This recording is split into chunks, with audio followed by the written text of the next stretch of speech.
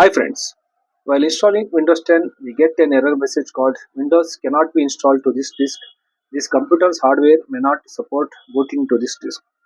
If you are getting simple solution I will show you. Simply you need to create your Windows 10 bootable pen drive from MBR to GPT. That's it. If you create a bootable pen drive with the GPT partition style, your problem will be solved.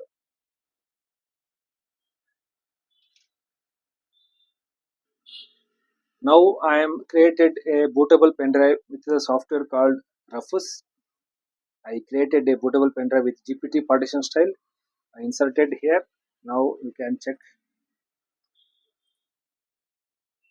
Wait for a few seconds.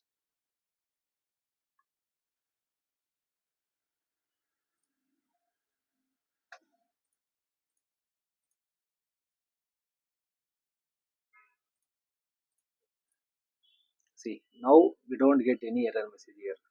The problem has been solved. Okay. This is the different thing. Here you can see the problem has been solved. Okay. Thank you.